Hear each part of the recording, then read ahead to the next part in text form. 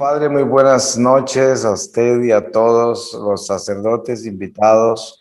Pues para mí es un honor muy grande poder compartir con ustedes este momento de reflexión, sobre todo para un laico, poder compartir con sacerdotes es no solo una bendición, pero es un honor y una oportunidad muy grande para compartir lo que el Espíritu hace entre todos nosotros por ese don tan grande del bautismo y lo que nos ha regalado Dios en la iglesia, que es tan hermoso y que nos muestra cómo el Espíritu no discrimina personas y cómo se manifiesta en una forma tan extraordinariamente rica y abundante por medio de todos nosotros. Yo voy a comenzar con una lectura de la palabra donde el Espíritu nos quiera llevar.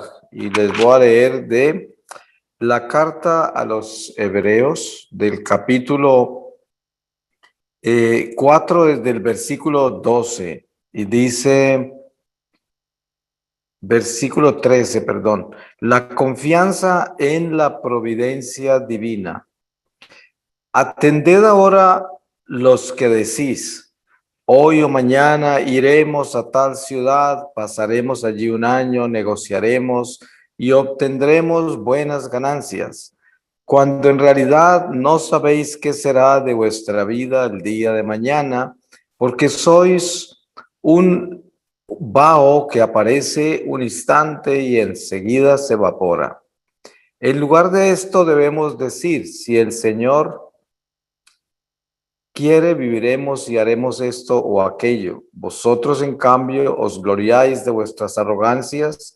Toda jactancia de este tipo es mala. Por tanto, el que sabe hacer el bien y no lo hace, comete pecado. Perdón, estoy leyendo, obviamente ya todos ustedes se dieron cuenta, la carta de Santiago. Es que tengo aquí un problemita con la luz. Santiago 4, desde el versículo 13, palabra de Dios. La experiencia mía con relación al sacerdocio comienza en mi encuentro con el Señor. Para mí, la iglesia, pues, como algunos de ustedes deben saber, había perdido toda su importancia. Yo me alejé de Dios desde los 14 años hasta los 47 años, a pesar de haber nacido en una familia católica en Colombia. Y ese regreso me marcó porque obviamente no solamente era una experiencia extremadamente dolorosa y dramática como es un secuestro, pero también el hecho de estar sentenciado a muerte y luego que el Señor se me aparezca y se manifieste en mi vida en una forma tan dramática, tan radical y extraordinaria. Pero dentro de esa experiencia relacionada con este momento que estamos compartiendo con ustedes, sacerdotes, lo que más me marcó de la iglesia cuando el Señor me habló de su iglesia, que es a la que Él me llamó y a la que yo deserté, que, lo cual fue algo muy doloroso, porque yo había vivido ya una iluminación de mi conciencia al principio del éxtasis que viví en esa cueva esa noche y había tenido una iluminación de mi conciencia y sabía quién era yo. Y después de eso es cuando el Señor me habla, yo escucho su voz por mucho tiempo y me habla de la iglesia. Entonces, al mostrarme su iglesia y la iglesia en que Él me enlistó, porque esas son las palabras que Él usó, y también usó la palabra ejército, milicia, todas esas palabras las usó, y su iglesia católica, me habló del sacerdocio. Y aquí es donde viene una parte extremadamente importante para mi vida, para mi llamado, que ya de por sí era un llamado que Dios tenía en sus planes, pero que obviamente yo no lo conocía, ni tenía la mínima sospecha, porque pues ustedes todos saben lo misterioso que es estas vocaciones que son un llamado directo de Dios, ¿no? Como es el sacerdocio, como es el ministerio profético que Él me confió y al que me llamó y dice que nací para Él, ¿no? Entonces, al presentarme a la iglesia, me lleva al sacerdocio y me muestra el momento en que yo me alejé de Él, que fue precisamente en una iglesia en Bogotá ya, porque yo nací en un pueblo pequeño en la provincia y me fui a Bogotá a los 14 años y me alejé de Dios en ese momento porque entré en esa cultura de los años 60 del hipismo, el orientalismo, todos los ismos que llevan al abismo por donde yo entré y la razón por la cual me alejé de Dios. Pero Él me muestra que estoy al frente de una iglesia ya a los 15 años de edad. Y estoy mirando hacia la iglesia y por el ala derecha hay una fila de personas esperando para confesarse. Y ahí todavía, a pesar de que llevaba un año en Bogotá y hacía un año que no me confesaba, que no iba a la iglesia, ya me había alejado porque ya no vivía con mi familia, nadie tenía un ojo sobre mí. Entonces me fui hacia la iglesia porque me muestra el Señor cómo el Espíritu Santo aún se movía en mí a esa necesidad sacramental, porque cuando viví en mi pueblo desde la primera comunión que lo hice a los 7 años, hasta los 14, que es cuando me voy, nosotros teníamos una disciplina de confesiones mensual. Cada mes nos llevaban del colegio o mi familia y cuando llegué a Bogotá y me alejé, pues me alejé de la confesión. Pero en este momento Él me está mostrando el momento en que yo verdaderamente me alejé de Él. Entonces, todo lo coloca en el sacerdote, porque me muestra esa gente que se va a confesar y muestra cómo yo tengo un impulso de confesarme también. Pero cuando cruzo la calle para ir a la iglesia y entrar por esa ala que veía que estaba la fila de personas, al llegar a la puerta me arrepentí y me fui. Y caminaba hacia el sur de la ciudad y él comienza a mostrarme poco a poco mi vida internándome en el mundo, año tras año. Pero entonces él, en el momento en que yo estoy considerando confesarme, aparece el sacerdocio y entonces me explica el sacramento de la confesión como un exorcismo y me explica la fuerza tan grande que hay en el sacerdocio y cómo es que la persona que más odia el demonio en la tierra es un sacerdote.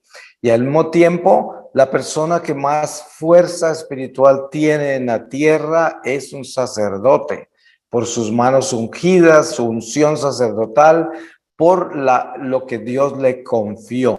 ¿Sí? Y entonces, el Señor a quien nos confía llamados particulares, como es la vocación sacerdotal y todas las otras carismas de la iglesia, también le da las armas para defenderse y para sostener esa experiencia, ese llamado, esa responsabilidad. Entonces,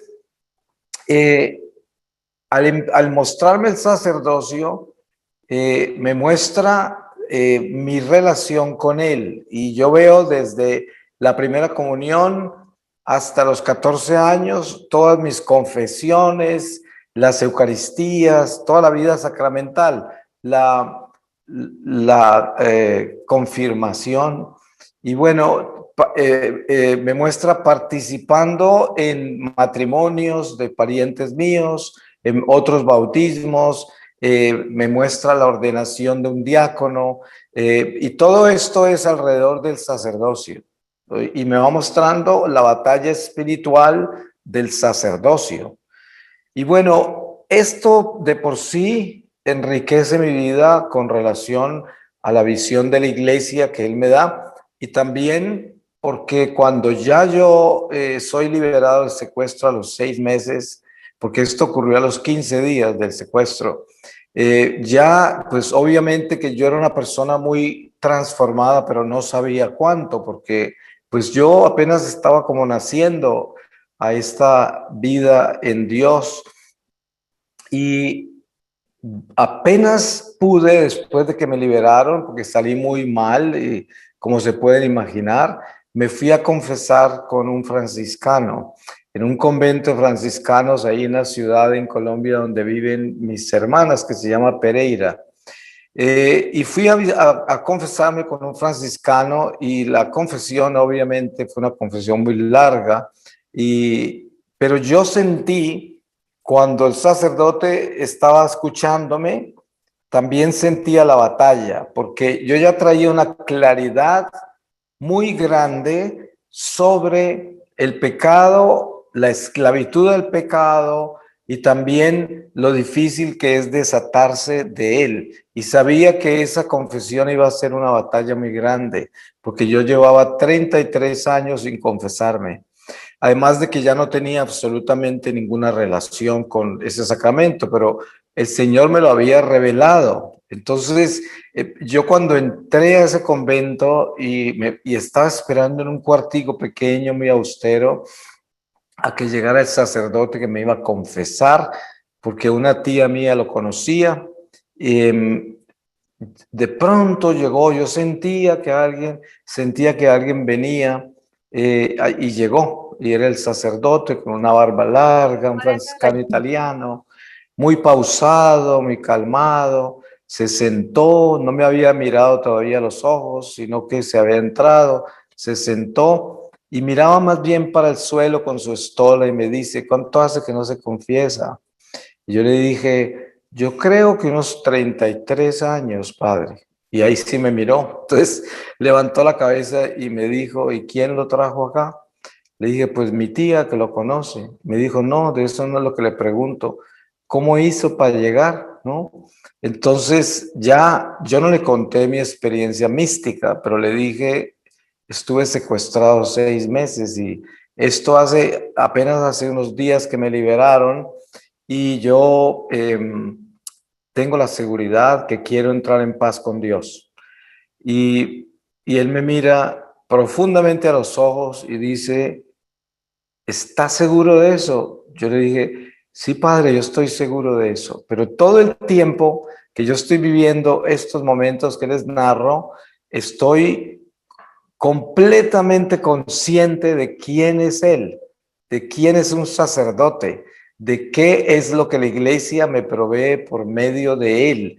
De todo eso tomó vida, porque a pesar de que el Señor me lo había revelado, yo había vivido 5 meses y medio más después de mi experiencia mística con Dios, 5 meses y medio más de secuestro. Entre tanto, habían pasado muchas cosas, me habían torturado muchas veces, había pasado cosas horribles, había muerto mucha gente en mi presencia, todo eso había ocurrido. Entonces, en sí, la experiencia con el Señor estaba infusa en mí, pero no estaba en mi memoria. Pero cuando yo empecé a vivir de nuevo esos pasos, como cuando mi tía me llevaba hacia el convento franciscano, y cuando entré y lo esperé, cuando él caminó y llegó, cuando él miró al suelo, no me miró a mí, todo eso empezó a sacarme de adentro de mí lo que estaba infuso sobre el sacerdocio. Entonces, este sacerdote era como la puerta que se abría para mostrarme a mí el extraordinario don del sacerdocio.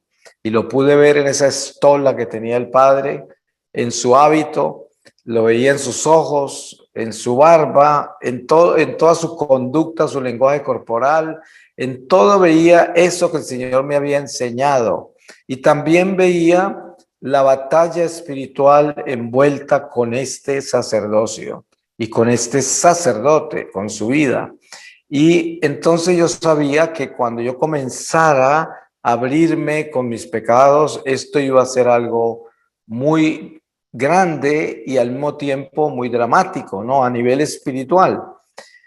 Esas cosas yo no se las estaba contando al padre, porque el padre y yo teníamos muy pocas palabras en el principio de esta confesión. Entonces, cuando él me enseña, yo le digo al padre, padre, yo no sé absolutamente nada de cómo comenzar a confesarme, usted me tiene que enseñar todo, me da mucha pena. y todo esto, pero esto es la única forma que lo puedo hacer porque yo no sé nada. Entonces, ¿qué hacemos? Y él se ríe un poco, aunque mantenía un nivel de una seriedad serena, ¿no? Que era caritativa, porque no era una seriedad misteriosa, porque eso me hubiera intimidado, pero era una seriedad serena, pero firme, ¿no? Con caridad, lo cual era una autoridad espiritual que yo necesitaba. Entonces el padre con mucha paciencia me explicó eh, los pasos que íbamos a dar. Entonces él me dijo, el paso más importante es que me contestaste cuánto hace que no te confesabas. Ya dimos un paso. Ahorita lo que vamos a hacer es una oración para que entres en un acto de contrición conmigo, ¿no? Y hicimos todo eso. A medida que íbamos haciendo todo esto, se me abría más y más todo lo que el Señor me había revelado. Entonces, cada vez iba encontrando en este sacerdote, eh, estaba encontrando más esa luz que no era él ya. Y cada vez se me convertía en otra cosa, en otra persona, para ser más directo con ustedes. Cada vez se me convertía en otra persona porque a pesar de ser ese fraile que entró ahí, sin embargo, en un momento dado, cuando terminé mi acto de contrición, dirigido por él, ya sentía que ahí estaba alguien que no era la misma persona que había entrado, a pesar de que era esa misma persona, pero sentía una presencia extraordinaria. Y ahí comenzó esta realidad como de entrar en un espacio de Dios extremadamente delicado, porque era de mucha responsabilidad el espacio en que entré. Era un espacio en el que se sabe que no se puede mentir, que no me puedo olvidar convenientemente de nada, que tengo que abrir mi corazón y entregarlo, que me están escuchando del más allá de la humanidad de ese sacerdote, más allá del espacio en que estaba en esa habitación, más allá de mi propia vida y corazón, me estaban escuchando por allá lejos también, ¿no? Y entonces, en ese momento, comienzo a abrir mi corazón desde que yo me acordaba y el Espíritu Santo fue increíble cómo me llevó a mi última confesión, que hacía 33 años había sucedido. Y yo tuve la memoria exacta en mi pueblo, en la iglesia que queda en el centro del pueblo, y me había confesado un sacerdote en una banca del parque al frente de la iglesia, porque ese sacerdote me conocía y me buscaba cada rato y me decía, ¿cuándo te vas a confesar? Porque ya ustedes saben cómo son los pueblos y lo cercana que es la gente. Entonces yo le decía, ya voy, padre, ya voy, pero no iba. Y un día me tomó así por sorpresa y me confesé en el parque, al frente de la iglesia, y ahí me llevó el Señor, en ese momento de la confesión. Y entonces partí de ahí, porque yo me acuerdo que yo le mentí al Padre en esa confesión en el parque. Le dije mentira que me estaba burlando de él, ¿no? Estaba jugando con él. Y el Padre me dijo, y que nunca se me olvidó, obviamente, ¿no? Me dijo, Marino, me mentiste, no te confesaste porque te estás burlando de mí, pero voy a pedirle al Señor que te perdone tus pecados, porque el Señor es misericordioso y también ama al mentiroso, así. Y yo sentí por dentro de mí algo muy raro, porque tenía rabia con él por haberme como desenmascarado. Por otro lado, no me parecía bien que hubiera tanta misericordia, y sobre todo conmigo, ¿no? Entonces, todo eso era como mi rebeldía. Era un adolescente, pues, en plena revolución hormonal y muy rebelde. Entonces, en esa confesión aquí en este momento con este padre, 33 años después, parto desde ahí y tuve la oportunidad de decir al padre, padre, el primer pecado que tengo que confesarle es que la última confesión que yo tuve fue una mentira al sacerdote, y ahí comenzamos. Y fue una jornada muy larga, pero fue para mí el encuentro sacerdotal más grande de mi vida después de mi experiencia mística, porque el Señor me mostró la iglesia, ¿no? Con todos los sacramentos y me explicó cómo el sacramento de la confesión era un exorcismo y cómo yo iba a ser liberado de todos esos espíritus que Él me mostró en un lago donde tuve la experiencia del infierno y de mi vida que estaba condenada, ¿no? Estaba perdida y el sacramento de la confesión aparecía como esa opción tan inmensa de la iglesia por la cual yo oré por 5 meses y medio después de ese éxtasis, 5 meses y medio para que el Señor me concediera la gracia de no morir sin confesarme. Y obviamente pues esa gracia me la dio y ahí estoy confesándome. Entonces, la experiencia que comienza cuando yo entro en los pecados más complicados de mi vida es que empiezo a sentir estos murmullos tan horribles en el suelo, ¿no? Debajo del sacerdote y el piso donde estábamos. Y esto obviamente fue una distracción muy grande porque yo quería estar concentrado en mis pecados y todo, pero había un rugido, había un lamento, habían cosas debajo de mí, pero yo sabía eso de dónde venía, sabía y sentía la profundidad de eso, hasta que en un momento dado podía como casi ver en mi interior que había algo como un toro, pero tenía cabeza de hombre y era como un toro y en sus cascos de atrás estaba golpeando el piso durísimo, pero era bien abajo, no era muy abajo de mí y golpeaba y se daba con la cabeza contra la pared. Y entonces ahí hubo como un ruido muy grande, tanto así que el padre levantó la cabeza y me miró como si yo hubiese sido el que rugió, pero no fui yo. Eso venía de abajo, ¿no? Y entonces él me dijo, no te preocupes, vamos a seguir con esto y tú no te vas a dejar distraer.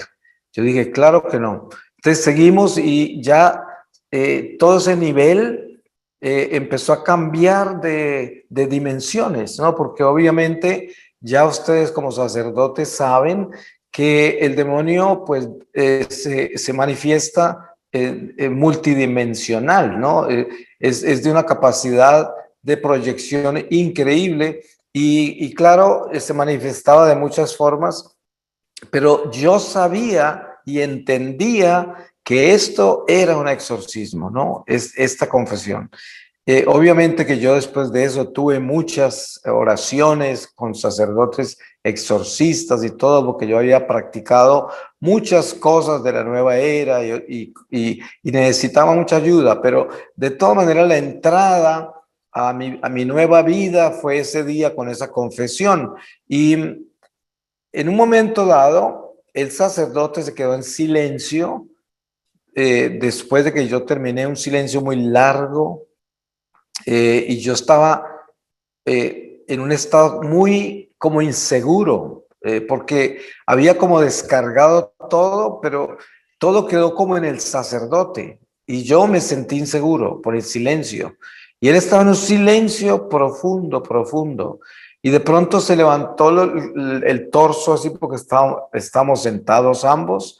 Se levantó así, se enderezó y en ese momento pude ver la estola que tenía, la vi contra el pecho y vi exactamente esa imagen que yo tuve en la luz de Jesús antes de salir del éxtasis, que en la luz intensa donde estaba el Señor, que escasamente le veía su silueta, él me doy cuenta que el Señor, cuando yo lo vi en esa luz, que nunca había podido describir qué vi y cómo lo vi, nada, pero sabía que estaba ahí, que era la persona del Señor. Sin embargo, aquí en el sacerdote estoy viendo exactamente cerca a mí, físicamente, esa misma persona que vi allá, pero estaba sentada a mi lado, ¿no?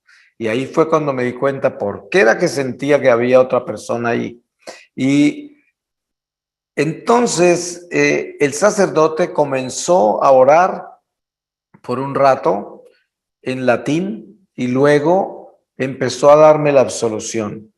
Yo empecé a sentir paz, se acabó mi inseguridad y empecé a sentir un amor inmenso por este sacerdote, un amor que yo no tenía, que antes no lo había vivido y que si lo había vivido tendría que ser cuando era inocente, cuando era niño, pero en este momento lo sentí. Entonces me sentí como un niño, como una persona infante, como alguien recién nacido, algo así. Y entonces, claro, yo salgo de ese convento después de la confesión y pues no puedo ni siquiera describirles cómo me sentía. Esto era como haber nacido otra vez, una libertad, porque salir del secuestro para mí fue una inmensa libertad, y era importante, pero mi libertad más importante era la confesión, porque yo sabía lo que eso era y también había vivido el estado de mi alma y sabía en qué me encontraba y qué podía pasar si moría así. Entonces, claro, esta libertad era la que yo estaba buscando y salí. Entonces, ese sacerdote quedó en mi vida como una puerta por donde yo entré. Así lo veía y se me quedó grabada esa puerta. De ahí en adelante, todas las veces que yo comencé a vivir ya mi vida nueva en la iglesia, porque muy pronto después de eso regresé a mi casa en Los Ángeles, en California, que es donde vivía por muchos años, y empecé a tener esa vida en la iglesia de nuevo.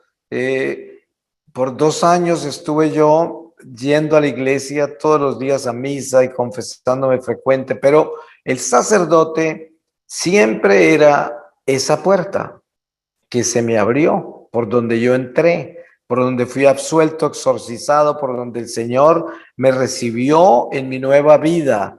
Y siempre entonces en mi vida personal, el sacerdocio para mí es una puerta muy importante, una puerta a la gracia, una puerta a la bendición, una puerta a la liberación, una puerta al amor de Dios, una puerta que es una oportunidad para el destierro, una oportunidad para el desterrado, ¿no? Entonces, yo en mis conversaciones con sacerdotes, en estos 21 años de misiones en tantos países, hemos tenido oportunidades muy lindas de compartir místicamente las conversaciones que tenemos como esta y siempre terminamos en eso, terminamos en que yo he entendido el sacerdocio como esta preciosa puerta.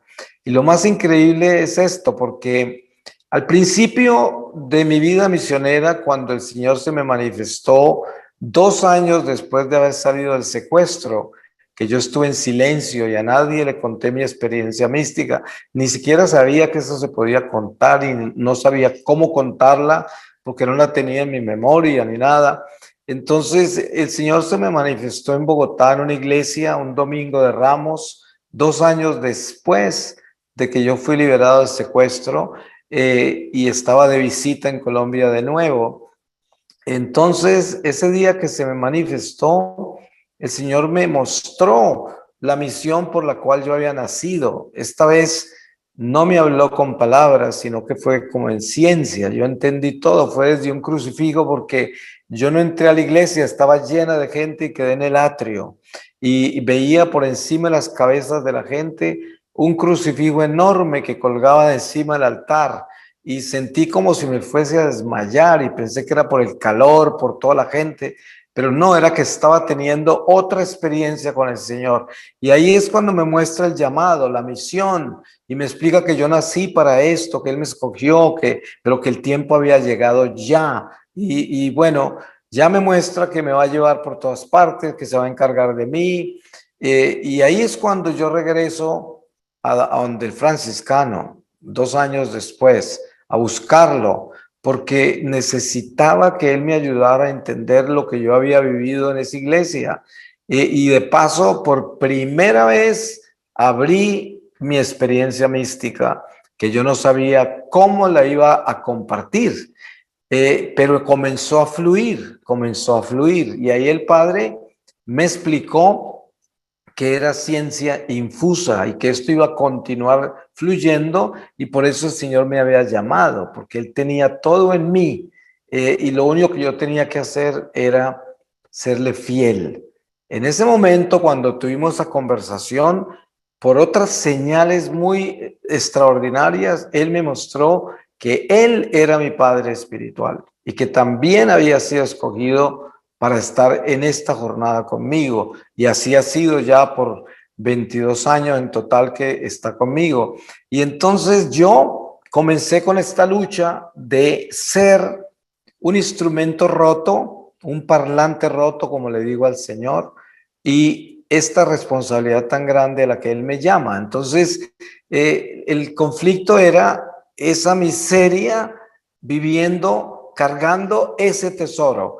Y ahí es cuando tengo una experiencia, antes de regresar a California en esa oportunidad, tengo una experiencia en Bogotá, en el sur, en un área muy pobre de la ciudad, con un sacerdote muy humilde, en una zona muy pobre, donde yo llegué por accidente, porque una señora me prestó un automóvil para ir a visitar a un enfermo que era una persona que conocía, que era pariente de alguien que vive en California. Y fui hasta allá y entonces me perdí al regreso y terminé cerca de una iglesia y me bajé a la iglesia a preguntar ahí para que me orientaran cómo regresar a Bogotá para donde yo iba. Y entré a la iglesia, estaba el sacerdote arrodillado en una de las bancas ahí ante el Señor, no había nadie ahí. Entonces yo entré y él me miró. Eh, y le hizo señales que necesitaba preguntarle algo y él se paró y se puso a sus órdenes.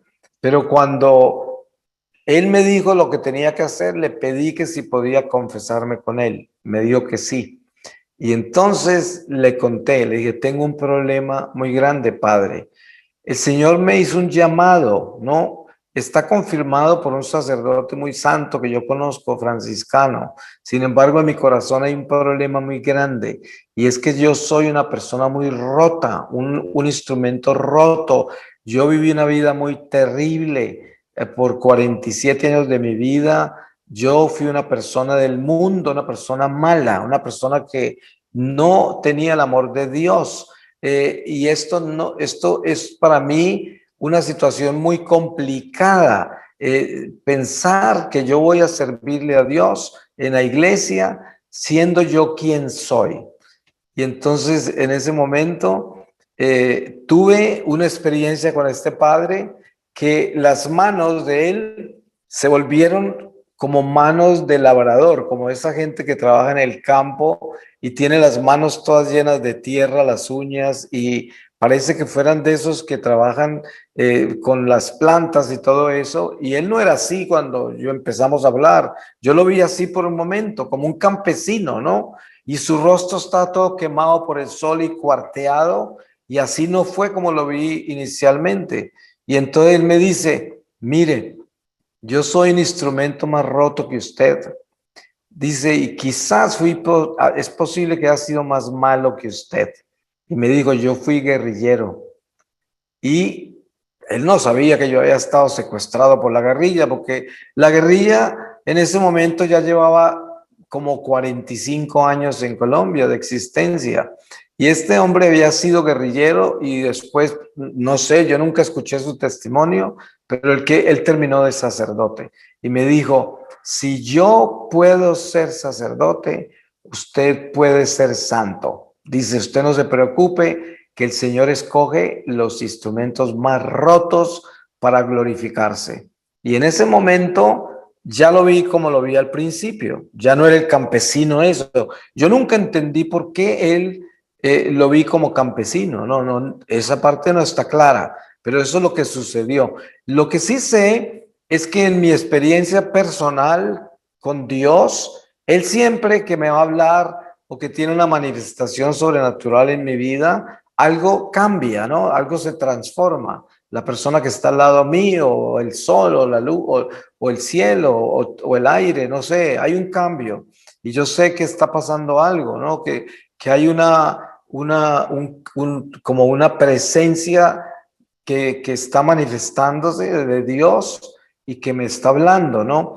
Entonces, en esa forma entré yo en otro sacerdocio ya, porque vengo del sacerdocio del franciscano, quien ya había compartido conmigo que él había sido una persona pues de Dios desde muy joven por su familia en Italia y luego entró muy joven al convento y era una persona que venía por ese camino. En cambio aquí me encuentro con un guerrillero, ¿no? Y yo, un hombre del mundo que también es rescatado, entonces ya encuentro esa otra dimensión del sacerdocio y se empieza a enriquecer para mí toda esta instrumentación de Dios con las almas, cómo Él escoge, ¿no? Criaturas totalmente miserables, rotas como yo, como ese sacerdote que había sido guerrillero, y cómo Él hace cosas tan maravillosas, porque ese sacerdote, yo sentí en mi corazón que ese sacerdote estaba santificándose. No era simplemente clerical, era un hombre que se estaba purificando y que él sabía quién era y sabía lo que tenía que hacer, que su vida era una vida de reparación. Y con esos términos me habló sin decirme eso, sino que en la forma que él se expresó, yo sabía que eso es lo que quería decirme. Y entonces, después yo les estoy contando esta reflexión, se la estoy compartiendo con este lenguaje, porque obviamente el Espíritu Santo seguramente que eso es lo que quiere, ¿no? Después, yo he encontrado todas estas dimensiones del sacerdocio. En una oportunidad estoy en Lourdes, en Francia, en el mes de enero, muy frío. Acabo de llegar de Nigeria, de una misión en el África. He vivido una experiencia muy difícil en África con la brujería y todo esto, con los sacerdotes misioneros que fui. Y entonces vine muy pesado, muy lleno como de una niebla, una oscuridad. Y por alguna razón, como yo aterricé en París, me acordé de Lourdes y tomé un tren y me fui y estaba pensando en los baños, a pesar de que era un hielo de enero, ¿no? Pero dije, esos baños, yo me voy a meter a un baño de estos, tengo que quitarme encima esto.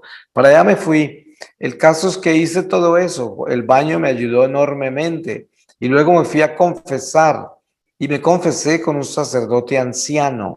Y entonces, cuando terminé la confesión, él me preguntó, cuéntame una cosa, esa profundidad de esa confesión, ¿por qué? ¿De dónde viene?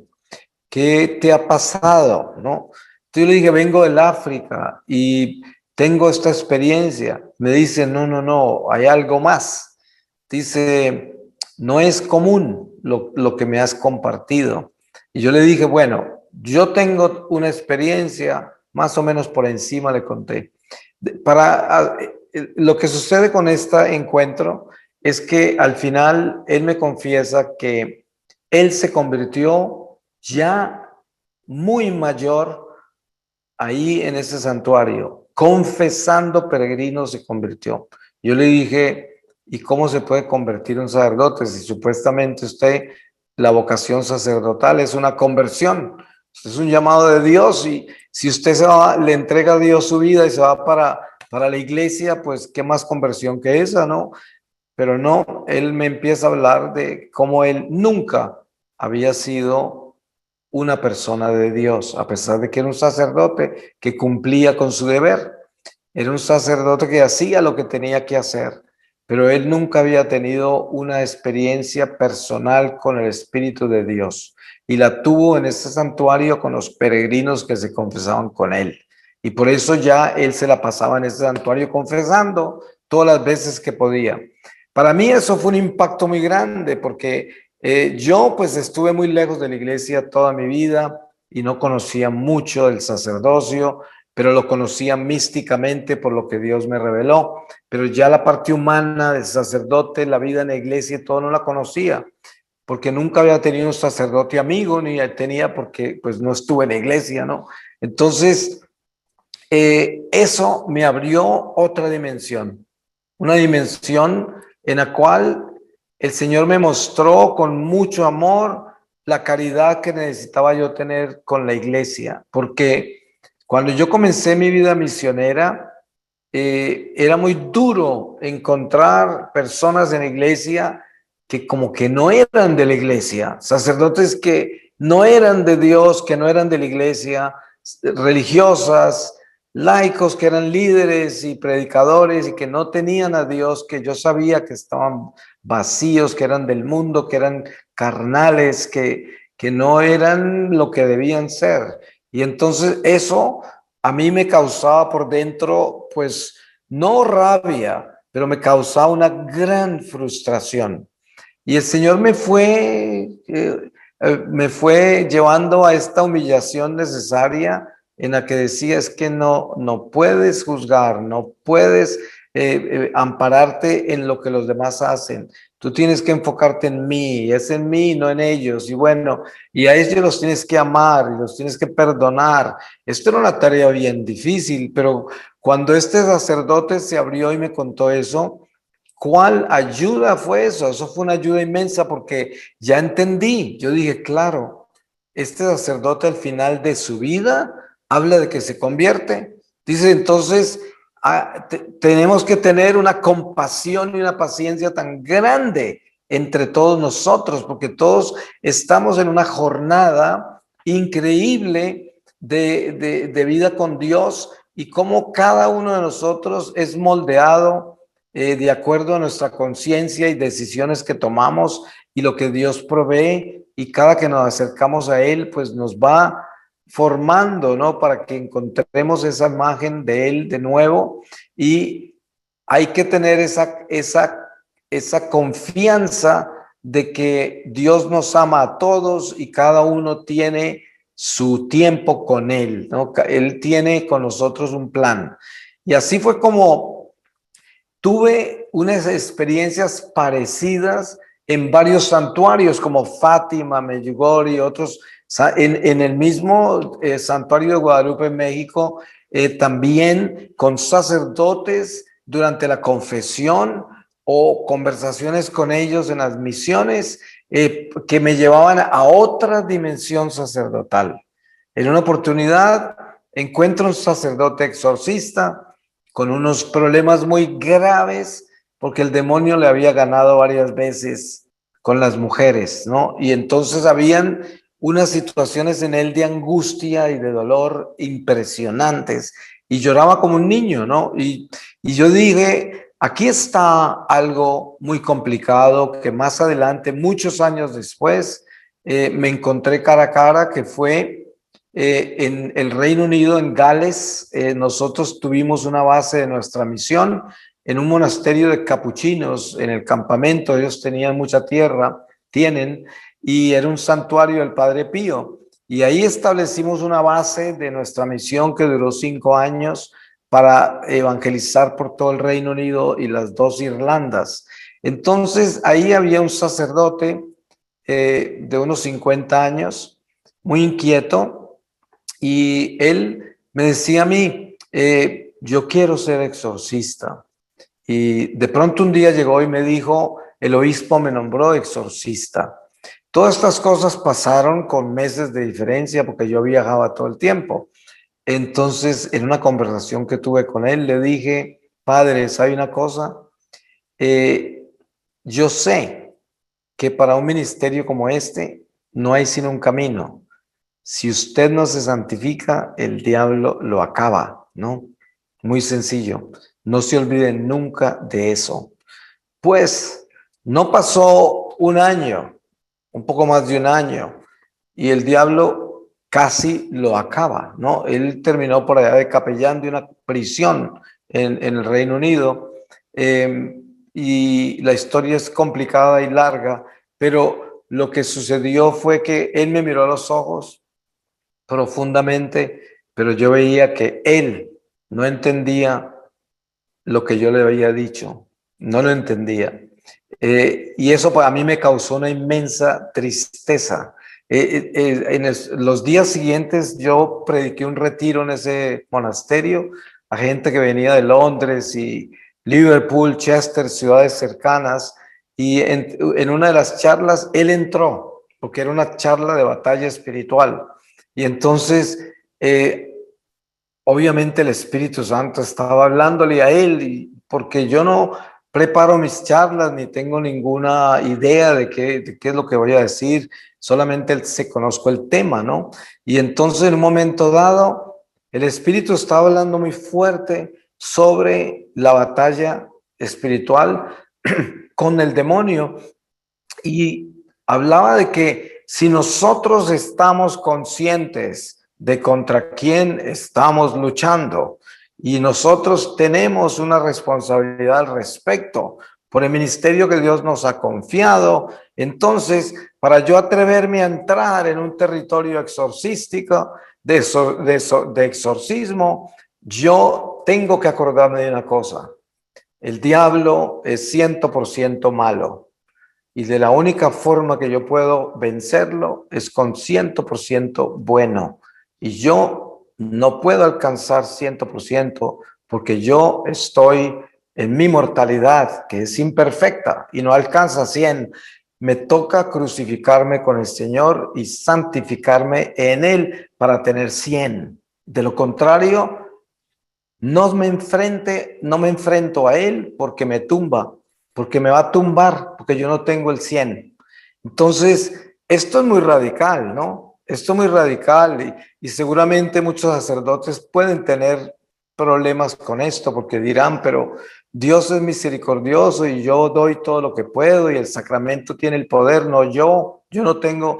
Pero lo que sucede es que en la batalla espiritual, obviamente, que la persona cuenta, ¿no? Usted tiene el sacramento, tiene la unción sacerdotal, pero es que la batalla espiritual incluye el instrumento. Entonces, si una guitarra no está bien templada, las notas no salen bien, no suenan bien. Y por esa razón, uno tiene que ser un instrumento afinado si quiere entrar a ese concierto, si quiere ser parte de esta sinfonía de Dios. Entonces, ahí aprendí yo que en esta dimensión sacerdotal de la responsabilidad, en ministerios como el exorcismo, en ministerios como la consejería, ¿sí? En un mundo tan confuso, tan perdido como este, a mí, por ejemplo, me consultan personas de muchas partes y siempre yo les digo, mire, el mejor consejo que usted puede recibir en su vida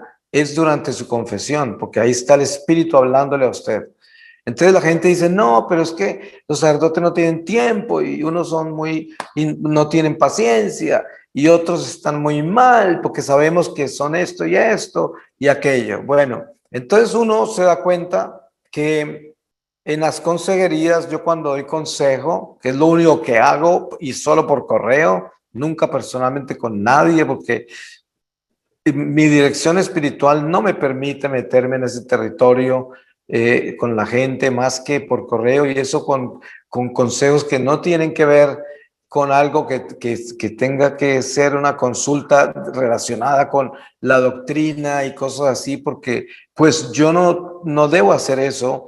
Hasta donde yo puedo aconsejo, ¿no? Pero siempre los envío a la iglesia, al sacerdote, es el camino correcto. Pero en la consejería yo siempre sé que hay una responsabilidad tan enorme, porque uno está tocando nada menos que un ser humano por dentro, por dentro. Entonces yo digo, una palabra que yo diga va a crear un impacto muy grande en una persona, ¿no?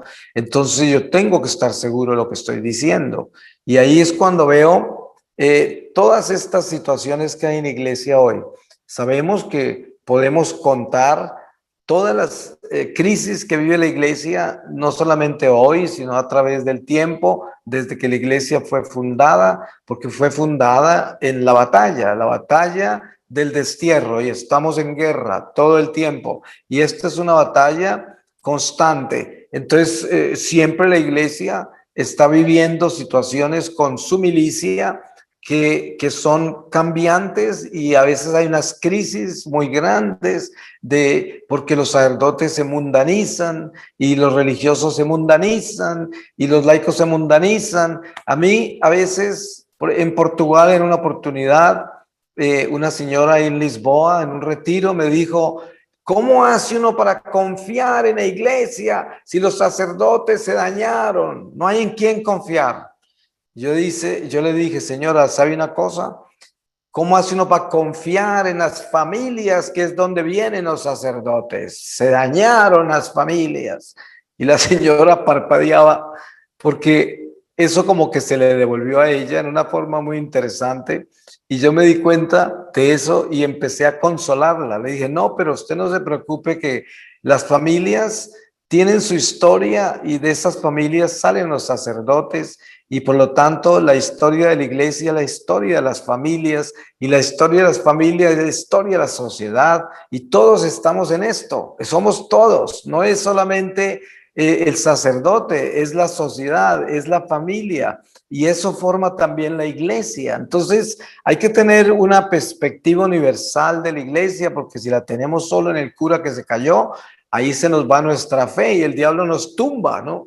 Entonces, esta catequesis obviamente es una catequesis muy frecuente porque sabemos que esta civilización que nos tocó vivir es una civilización extremadamente seductora por la tecnología, por todo lo fascinante que es el mundo de hoy, la ciencia, la industrialización que produce todo este consumismo masivo, este materialismo tan cautivador, tan seductor. Entonces es una guerra diferente, ¿no? Es una batalla muy diferente y muchas personas no saben manejar tanta abundancia extraordinaria de instrumentos como es todas las redes sociales, todo lo que hay, las oportunidades, la velocidad en que todo se mueve. Y a pesar de que Dios nunca crea nada que no esté adaptado para el tiempo que lo crea, sin embargo, cada uno tiene que crecer al encuentro con la civilización que le tocó vivir. Y yo hablaba a sacerdotes ayer en Chitré, una ciudad aquí en Panamá, y les estaba diciendo que hay un fenómeno muy grande con relación a las redes, ¿no? Y por un lado, la pandemia nos trajo a nosotros un regalo extraordinario a la iglesia. Hace 20 años, cuando yo comencé, 21 años del apostolado, desde esa época yo comencé a manejar los medios, porque yo yo soy actor y compositor, viví en Hollywood casi toda mi vida, me estudié en Alemania artes y siempre estuve en ese medio. Y también desde niño estaba en el escenario como músico, como actor en el colegio, todo. Entonces yo había vivido toda la sensación de lo que son los medios, que eso tiene uno que irlo superando también. Entonces cuando sucede la pandemia, yo me siento muy contento, no por la pandemia, sino porque la iglesia creció virtualmente y entró en esta tecnología que la tenían eran los pentecostales y evangélicos y los cultos, ¿no? Pero la iglesia católica era muy baja la presencia que tenía y de repente, ¡boom!, aparece la iglesia en una forma tan inmensa, tan abundante, que intimidó a todas las sectas y a todo el mundo, no lo pueden ni creer. Uno entra a internet y puede encontrar 200 misas virtuales en 30 idiomas y eso para las sectas es impresionante. Yo he leído reportes de ellos en Alemania, en Inglaterra y lo asombrados que andan, en Australia. Entonces, yo estaba hablando del peligro que hay cuando uno no ha saboreado el escenario, cuando uno no está acostumbrado a que la gente lo siga, cuando uno no está acostumbrado a que la gente lo diosifique, lo admire, lo ponga en un pedestal y entonces empieza a seguirlo y los ratings se aumentan y se da uno cuenta que la gente se sintoniza con lo que uno hace. Si una persona no se cuida, si no tiene una experiencia concreta con su espiritualidad, esto lo puede arrollar. Y ya saben ustedes cuántos sacerdotes han caído por eso. Entonces, encontramos esta cultura tan increíblemente desarrollada en ese sentido, que está en la iglesia, unida a la iglesia, porque es un instrumento, ¿no? Y encontramos al sacerdote allí, al laico, a la monja, y los encontramos con todos estos instrumentos, que en un principio son casi como juguetes, y después se convierten en herramienta, y de pronto se convierten en un púlpito de la vanidad, y de pronto se convierte en una diosificación, y de pronto se convierte en un poder que puede ser hasta económico y quién sabe qué más. Pero al final de cuentas, a lo que yo me refiero con todo esto es que es una batalla espiritual, y para el sacerdote es un campanazo que Dios nos da, porque Él dice, estos son los instrumentos que podemos utilizar, pero estos son los instrumentos que utiliza el diablo también. Entonces, usted cuídese de que no termine siendo un instrumento del diablo en la instrumentación de esta tecnología.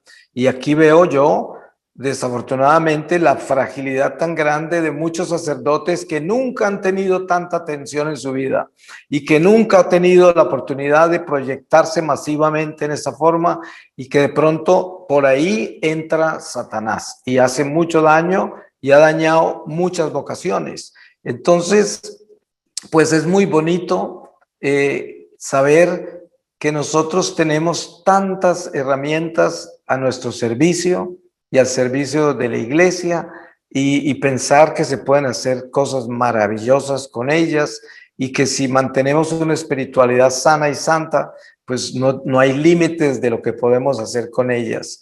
Y yo siempre oro mucho por la iglesia en los medios de comunicación, porque sé que es muy poderoso y muy peligroso. Entonces, en eso necesitamos apoyarnos todos. Pues voy a terminar con una lectura de la palabra, y les voy a leer de la carta de San Pablo a los Colosenses, en el capítulo 4, desde el versículo 2. Dice: oración y noble conducta. Perseverad en la oración, velando en ella con acciones de gracias. Orad al mismo tiempo por nosotros, para que Dios nos abra una puerta a la predicación y podamos hablar del misterio de Cristo, por el cual estoy encadenado, para que lo dé a conocer como debo hacerlo. Comportaos sabiamente ante los de fuera, redimiendo el tiempo. Que vuestra conversación sea siempre con gracia, sazonada con sal, de forma que sepáis responder a cada uno como conviene. Palabra de Dios.